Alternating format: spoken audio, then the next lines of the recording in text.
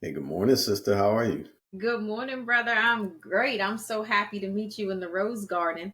Hey, likewise. I'm overjoyed as well. This is long overdue, and I have to tell you, um, I was excited to do it because my heart was wounded last week, and it's nothing like getting nourishment from the ancestors and also from our familial pair. So I'm so happy to be here with you. Yeah, likewise. Maybe we can give the folks some background on the origin of the rose garden. Well, everybody who knows us knows how meaningful the Rose Garden really is to us, but it got its name from our grandmother, whose name was Rose. And I think it's just fitting to call it the garden because it's something that you plant, you nourish, it sprouts, and it grows. And so I think we are a testament to that planting and some of that nourishment and hopefully growth, because that's why we decided to do this, was to make sure that we were growing and then just to provide a support for each other as we're navigating some really uncertain experiences and uncertain times. And when you and I talk, we really start to get deep. Yeah, yeah, definitely.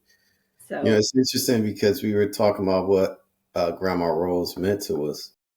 For me, I would say that she definitely was the my original primary caretaker. I would say, even though we were birthed through our parents. I think Grandma Rose was truly what I would consider the actual mothering, nurturing, developing spirit, because I see her imprint on everything I do in life, from the way I brush my teeth to how I make my bed to how I tie my shoes to how I fold clothes, to how I iron, if I need to sew anything, whatever. I mean, are her. you sewing? You back there sewing? Let me find out. You remember she had the sewing machine, and she used to hem up garments, and she would have us on the sewing machine, and just teaching us Making how to be things. functional on the phone. Absolutely, absolutely. But I can't, I just got to sit back for a second and envision you sewing up some holes in your stuff. But Okay, so that seems like something you're doing, but I can imagine it, but I just need to envision it. I think it's worse envisioning you with needle and thread and you taking the time. I haven't done that in a long time because I'm relying on the professionals to do those type of things now. But I was You've just outsourced it. You've outsourced your game, but you say yeah, you got the skill. Well, that's one thing I can say grandma did give us, right? Is some skills, yeah, right? absolutely, yeah, Function, and I like the word functional that you use because there would there really would be no purpose in life if you can't function. And I recognize that was one of her many gifts to us, was being able to endure in this life, right? Like, definitely. and I don't know that she would have kind of imagined or envisioned what we're experiencing now, but I know she certainly wanted us to be able to thrive, not just survive, be purposeful, not just be, as she would call it, with the rats in the rat holes. So she was very, very much a critical part of our, I think, functioning, when you say. And now I know she taught you how to sew too. So you know what? You was running some Oh, real that's G correct. back in the day. You was running Yeah, some real G because you wouldn't put your hands on none of them threads and you would never do none of the little things that would happen. yeah, well, she taught us all to do that. I mean, she had us all doing multiple things, including like massaging her feet and back and shoulders and stuff like that. But I think those things. I was thinking about when how people teach you without words. How we were talking before about her husband being, our grandfather that really raised us, even though he may not be DNA relative, but that he never really spoke the words, I love you, but through his actions, he demonstrated it. And sometimes these things happen, through just basic stuff. The fact that you got a roof over your head, a place to lay your head down, that you got food and clothing and warmth, all those type of things, they suggest love, right? But I was thinking also too that grandma was an excellent teacher, even when she wasn't intending to teach. Mm. So So this is tell me more. So this is so we were framing this up for everybody to why we decided to call this breadcrumbs in the rose garden. And so I heard you say she created functional skills for us. So one of the things you're saying is she helped us survive yeah. this mean. And then the other thing is that she was always giving us lessons, and we didn't even know we was going through those lessons. So what do you want to say to the folks about how we picked up those lessons? Because you're Well, I would right. say She was like a teacher. one of the things that I was thinking about in terms of certain lessons that she showed us, like one of was that the thing that I mentioned previously, where I said, she never told us when we came to live with them that, hey, this is this man's house, you need to respect it or whatever. She never said those words, but it was implied. It was implied through the programming that she implemented there and the Mm. structure that she put there, which Well, tell the people about it because I don't think they don't really understand that programming. I think you need to give it some detail about the programming. And remember, you and I, so that folks know, honestly, I'm the better half of the twinship, but we are Irish twins. My brother is 11 months older than me. So that gives you some indication and some detail about what was going on in the behind the scenes with them folks that created us. yeah, that's true. And Levinus is what? 12 months, Yeah, she's only 12 months, older than me. So we were right, all very close in age. right, And so, they get three little kids. back to back. Yeah, three little kids. Our parents create three little kids. Right. And That are, then here's this larger in life, because our parents had their, face it, we didn't live with them. So they had some kind of struggle. And I don't remember living with my parents, but I think you might well, I have more do. memories. I have some memories of when we lived with them in Colorado. I have some memories of Colorado and all that. Hmm. And I do remember our transition from Me as Colorado well. to Me as grandma's well. house. I remember you guys vividly. I remember my siblings vividly. Like I remember your faces. My brother had a big water head back then, and I'd be looking at his face all the time. I remember my sisters had this very serious face, and my memories kind of start in like the developmental course at grandma's house and with Uncle James, who you're referring to as our grandfather. He was our grandfather. We just called him Uncle James. So my memories start there because it was my birthday. I turned two there, and he had an 8 track, and he let me dance on his feet with him. So I mean, he was really. I imagined him being a giant back then because Yeah, what he I remember was my hands were stretched really tall, and he had these big old boat feet. And my little feet were on his feet, and we were dancing. So that's like one of my first memories there. So I remember those early developmental periods. It's only them. I don't remember, mom or, dad. I just remember them.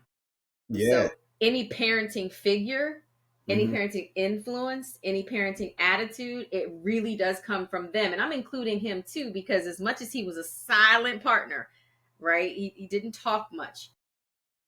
He certainly was influential. And I think that's what you were trying to Yeah, describe. definitely. I mean, I think in terms of work ethic and roles and responsibilities as a team and a family, and all of that she instilled in us without having to speak on it. It was just required. We're going to work. We're going to do well in school.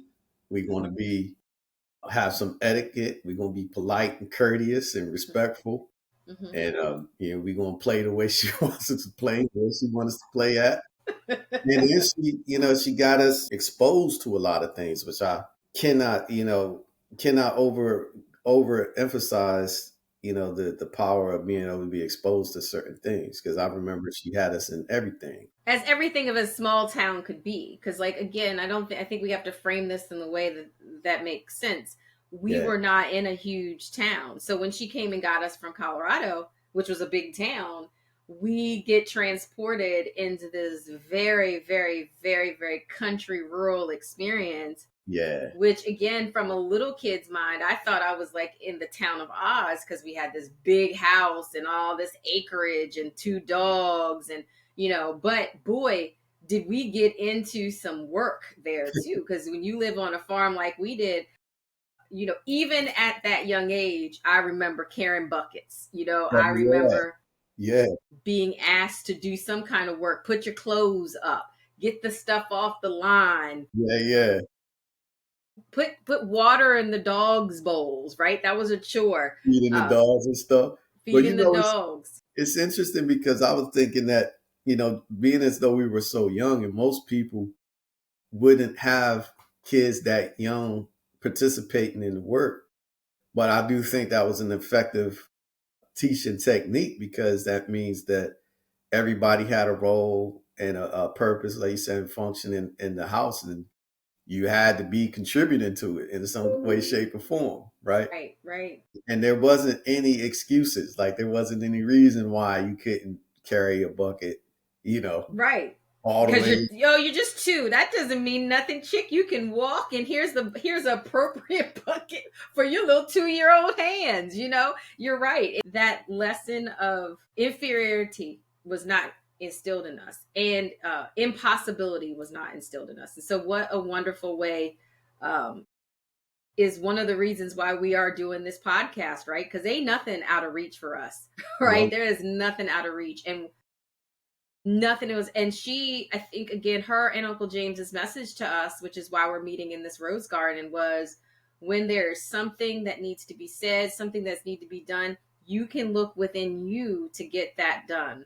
And you have the capability, even if it feels unknown, right? Like, even like I did not know I could do some of the things, particularly at that time period that she wanted me to do things. I recall vividly the riding the bike lesson. We just had this conversation, you and I, right.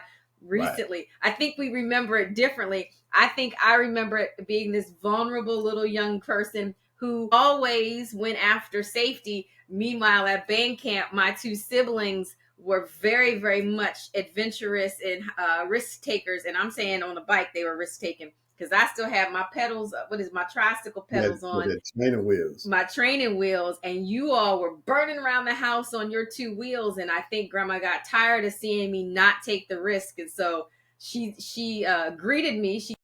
She in her encouragement was, get on this, take off your training wheels, and here's a switch, you better ride. Well, I mean, she gave you instructions. She gave you, like you said, the encouragement, and then she also gave you a push to get you started, just the same way did for me and Lavinus, our older sister. Right. But you all seem to This always is, get things easier, I swear. I hear you on that. I mean, so that was like you say, an interesting experience. But what I meant was, even for it to be a small town, I think whatever our grandmother seemed to like that she thought was interesting, she had us involved in it. So I remember she had us in tap dancing, ballet, karate, soccer, all kinds of things. We were doing a lot of stuff. We were in the library contest of reading books. We were in camps. We were also in the church situation. I remember. Several churches, grandpa's churches and her church. I mean, Jesus, we got the Lord, didn't we? We got the Lord in the various versions of them, right? Yeah, you're Yeah, right. We yeah. did. And I remember she had these. She had purchased these like encyclopedias that were Hmm. kid friendly stories about. Well, they weren't. It wasn't like encyclopedia, but it was an encyclopedia like volume of kid friendly stories of the Bible. So it's basically a whole Hmm. Bible and like kids book, which was pictures and easier to read than the actual Bible. She had that in addition to like the Encyclopedia Britannica, whole all the volumes and all this stuff, various dictionaries and all this stuff. So I would say that in this way, she gave us a lot of exposure to things. So I believe that in doing this, she was imprinting in our minds, like you said, that impression that we could do anything. Like it wasn't anything that we weren't capable of doing. And What a even though, special role. yeah, even though we were, definitely in a precarious situation, I think also, you know, she gave us a sense of dignity of what our status was in life. Mm-hmm. Mm-hmm. And so, I would consider us to be, more on the impoverished and without knowing it. Without knowing it, which was a gift, which is a gift of Rose again. Yeah. We would go to the clinic. Now that I know what a clinic is, we didn't, I knew Grandma Rose never made us feel like we were subservient or we were, second receiving any kind of second class care. She would make sure and ensure that people, because she would do her reading beforehand too. So she had her medical degree, botany degree, and any degree she needed, she had, because she's going to check those doctors and she's going to make sure that they treated us with dignity. And so what I remember about her, which is such a special role of grandparents, is and thankfully a grandmother now, so I get to feel this in a different way. Is the way she loved us wasn't like with fear, right? It was with, you all are here for a purpose. I'm here to kind of nurture, protect that purpose and guide you. I'm going to be a huge guiding lamp, but I'm also there to buffer you from any BS right now that you can't handle. But she was very clear about the fact that trouble is going to find you at some point. You need to be able to make, it's going to find you, not because you're always looking, even though she would scare us straight about all the things that we could do, and many of the mistakes that we made, right? I think she had some clairvoyance with that, like we're going to make those mistakes, but that also when those things come, you're still this uniquely empowered individual. And I think that's so important, because I don't know if that's, for me, that came from my grandmother, so I see that as a very special and unique role of grandparents, right? And it's particularly our grandmother, but even my grandfather, there was nothing he could not build. And I'm a talker and he was not. And he didn't mind that, right? He would say, Cookie, come on, okay, that's enough talking, Cookie. And then he'd sit there and look off in the distance and smell the wind and the air and listen to the wind and just enjoy himself on the front porch. Meanwhile, I was like, you gonna build me an aquarium? You gonna build me this? And he said, okay, Cookie, I'm gonna do all those things. So he used to let me kind of live out my exploration in the mind, and he wouldn't be bothered with it. But both of them said to us, and all of us, like, y'all are like important. Like my grandmother was like, y'all don't have no parents with you, but you Rose Carter's grandchildren. And let me tell you how Rose Carter's grandchildren gonna be. So you're gonna be the best at the library. You're gonna be the best in the schools. You're gonna be the best in the church. You're gonna be the best tap dancer. Which you taking me back a little bit with your little twinkle toes. I don't know if you're gonna demonstrate for everybody how you was in the little silver shoes. It's funny because I was looking at the videos, like old videos of like Sammy Davis Jr. and all them, Yeah, who were really talented tap dancers, which we didn't we get. weren't. We didn't get. you know, but I was thinking that she probably really was inspired by those things. Yeah. She saw like the various talents that other people had Mm-hmm. that she thought might be a useful skill for us to acquire. Mm-hmm. So I feel like it's crazy how in life now, I might meet somebody that's around our age and they've never done something like ride a bike or swim or Right. something like Right. that. Right. And they don't have that skill. And I'm just be thinking like, wow, we had all those things at a very young age. Piano. I don't think there's nothing we didn't touch, right? Wouldn't you say there's nothing we really didn't touch? Yeah. Which is valuable, right? Like I think again, what a special way of letting us explore, because I kind of consider that her way of letting us explore to find our gifts. And where I see the kind of difference now is like parents now, especially black and brown parents and black people in particular, all they see is one path forward: athletes, right? Right. Right. Right. You gotta be an athlete or a performer, entertainer, and that's it. But that was not what grandma said to us. And matter of fact, she kind of had some real criticism of Yeah. Yeah. athletes, She definitely did. right? They weren't the master of the group. And she didn't covet what may have looked like external wealth. because what she told us was our mind was our wealth, and our mind was a tradition that could get us to whatever it is we wanted. And she had a lot of experiences, right, like through her life, in a time period that wasn't really welcoming to Black people, particularly Black women. And by the way, a brown skinned Black woman, she had done some things and was very out loud about those things that made us really, I can tell you, I never felt inferior. Yeah, likewise. I I never never felt did either. inferior. It's you're right. I totally agree that that she definitely did a great job in ensuring that we had a dignity, and then she was also trying to inculcate in us that we are going to have high self-esteem and stuff like that, even though we may not have had it at the time that she was saying it. Right. But she was definitely trying to imprint that innocence. I do see how what she was doing was really character development, because Mm-hmm. she took us to places that I think other kids may not also experience. Like, I know she took us to nursing homes and stuff like that, where she was, I don't know what she was doing there, obviously volunteering or seeing other people there or whatnot, but she would have us there. And then I just always, have in mind how extra thoughtful she was. Like you said, in terms of our care, like our personal health, where she was waking us up in the middle of the night to give us cod liver oil, and she would put like wheat germ and all this kind of stuff in the food she was making us.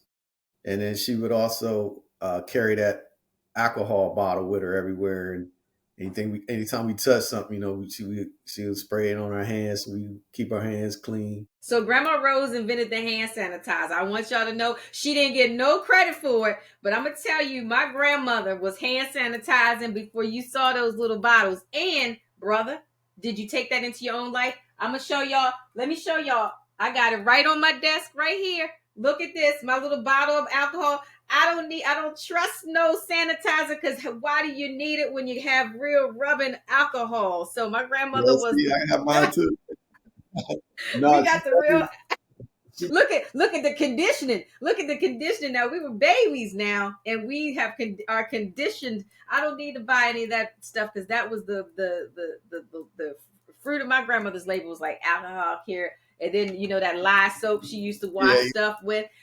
And if I could find that now commercially, I would still use it, because it really was some great soap. But I'm touched by something you said, and this is brings us back to why we're doing all of this. I think it's an important setup for is that these traditions and these uh, you use something that I think I lost, but I think you were trying to say what the imprints and how it was generalized is what nourished us, even when we didn't know that it was nourishment. Because we were at the time, if you would have talked to us at that time, we would all have said we wanted to leave, and we would right, have right.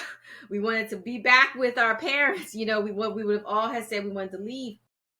But now we recognize the nourishment that we were receiving, and the connection and the gifts. And I think that's one thing Black people don't reach back to.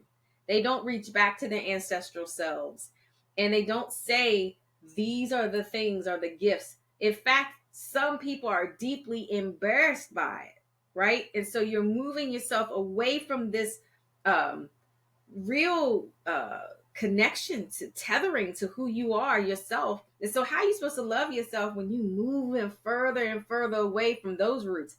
Now, at the time, I would say Rose, and I'm gonna say this now, my grandma Rose was not a gentle, don't get it twisted. She wore dusters, she walked fast. My grandmother beat me in a foot race when she was like in her 60s. Remember Right, that? right, And right, I was right. pretty fast. I was Yeah, running you're track. right. So You're right. she beat me in a foot race. She cussed better than anybody I ever knew, even though she only used that for very particular times, because she could also slice you up with that tongue and not say a word. She was a pistol toter. Y'all think Medea ain't got nothing on Rose, right? Because Rose was the real deal, Yeah, right? no doubt. She was And serious. then she came in and she was introduced by her presence far before she entered a room.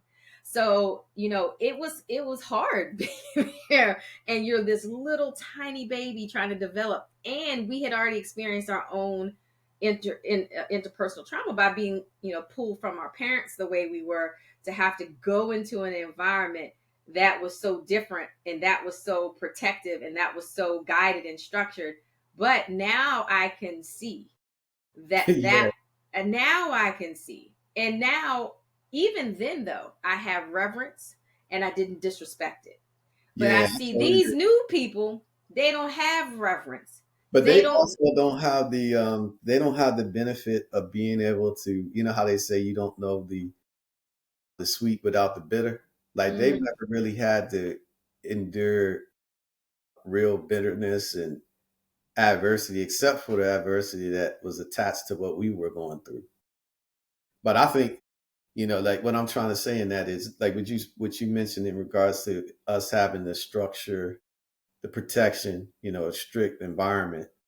And yeah, as a kid, we wanted more what we thought was freedom and stuff like that. So yeah, we all probably would want to not have been there if we had a choice, right? But then we could contrast that with, when we were with our mom, which was a totally different environment, no mhm, structure, no real supervision, none of the same stuff that we actually mentioned that we had at grandma's, right? And I would say having the two having the two experiences and being able to compare them has definitely been a great benefit because we mhm, could see that when we were in this structured environment that our path was better, like our experiences and our outcomes were a whole lot better.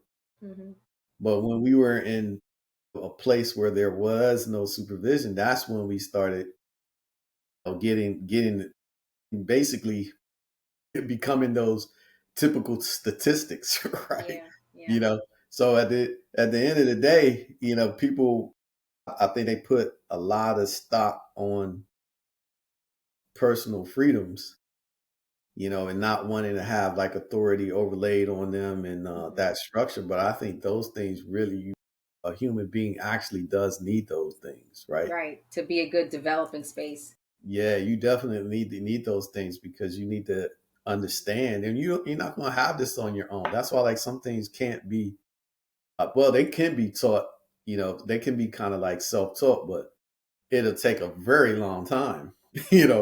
For you to have the direct experiences and all that. But it's better to really have like a master that's showing you and guiding you and coaching you, and that's what she was doing. I mean, I was thinking about how she would just plan out everything extra for us. We talked about the hand sanitizer, but when she used to pick us up and then take us to these various activities, she would always have like snacks in between those things.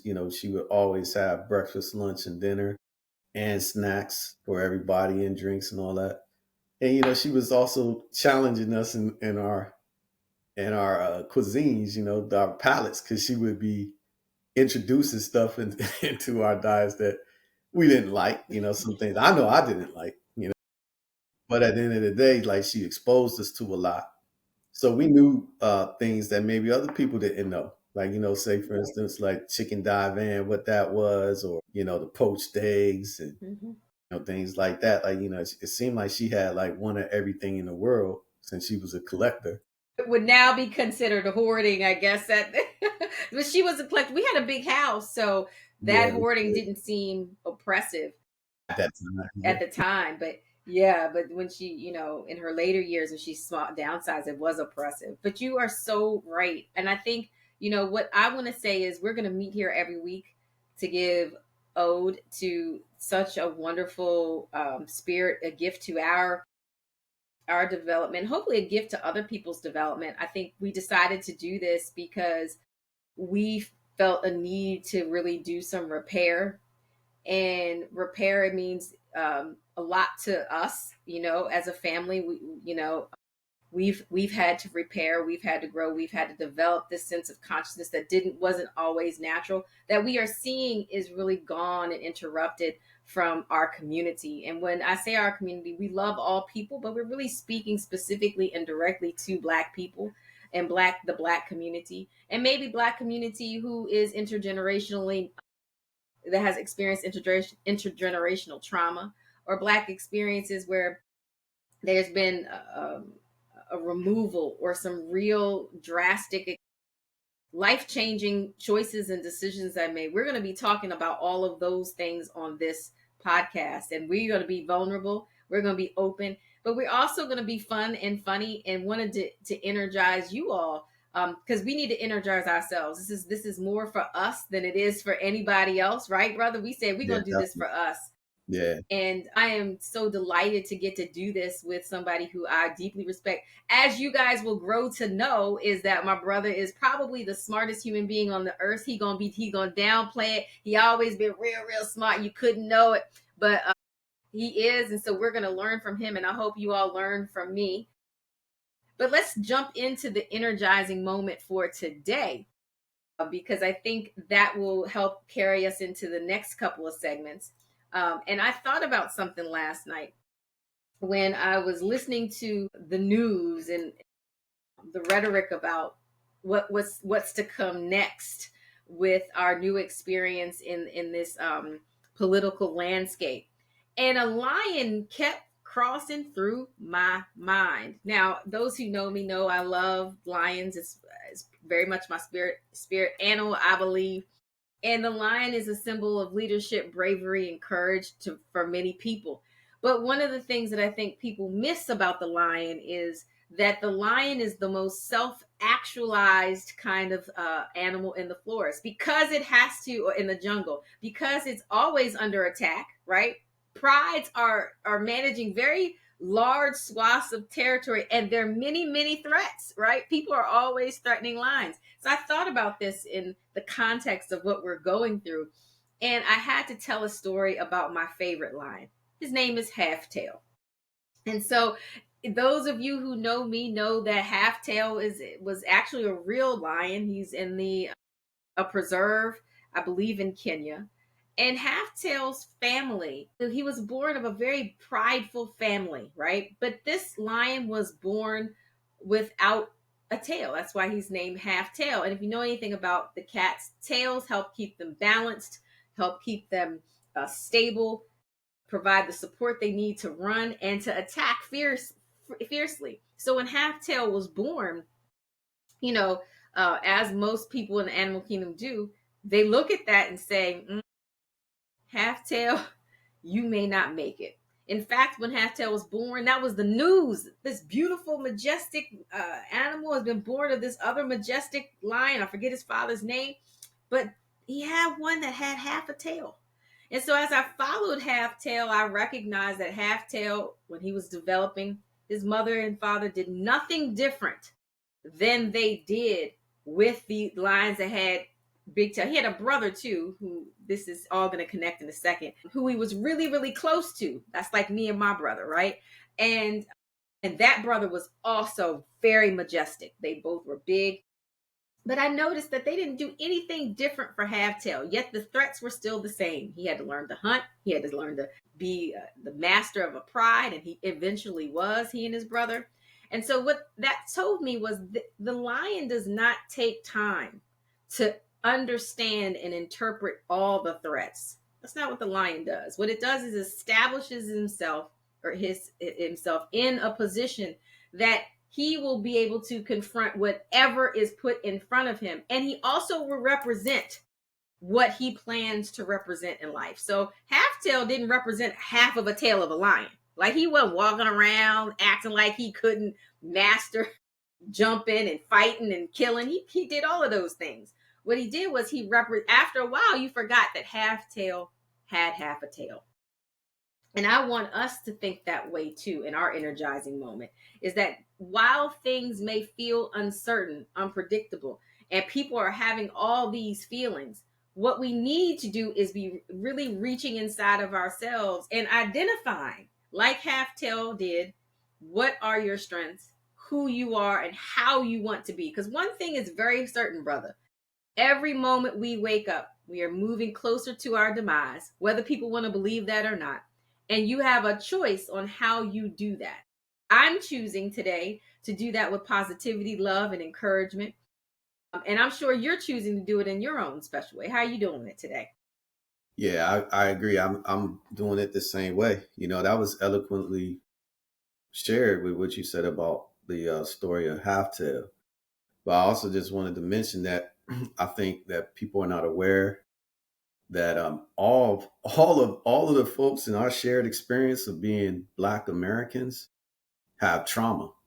Just by virtue of being considered the second class citizens here, and all of us, without knowing it, are carrying these traumas. I've heard some folks talk about like anxiety and depression and stuff like that. And I think in our community, that's very rampant. And with your background, your professional background, which you've earned in regards to your profession and the discipline that you have in the field of psychiatry, psychology, I think that you could appreciate this, that we don't know what those things are. Like we've been dealing with such a high level of Mm-hmm. stress and anxiety, Mm-hmm. just in our life experiences, that we don't even know that that's what it is. We're dissociated from it, and some of us are walking around in a dissociated state. We're going to give them those nuggets later, but a lot of us, right now I'm referring to it as the sunken place, because I had to, I think people can really understand that graphically if you've seen the movie. But I do think that dissociative state that Black people are in have really created, it's been consequential to us, and we have to talk about that. But we're not going to talk about today. What I wanted to do is just hang out with you and introduce our time to the world. Next week we'll have more great nuggets. We hope you all drop in, and this is if you drop in or you drop out, because honestly, brother, this is for us, right? Yeah, it's for us, but This is definitely for I think us. it'll be. Hopefully, other folks will be able to gain some benefit from it. But if not, like you said, this will be definitely therapeutic for us. And I always enjoy connecting with you, sister. I appreciate this time. I do too. I hope you have a wonderful, remarkable day. And listen, don't you, I done told you, boy. I done told you. Every day you wake up, you turning up that sexy. People ain't gonna be able to deal with it. I'm gonna need you to change that next time. They're not gonna be able to deal with all this. They don't know who Xadean and is, but I know. And somebody might have stolen you and put you in the back of a truck somewhere. You keep it up. So I hope you have a great day. All right, And you too. I'll meet you next week in the Rose Garden. All right, meet you then. Have a good one now. You too.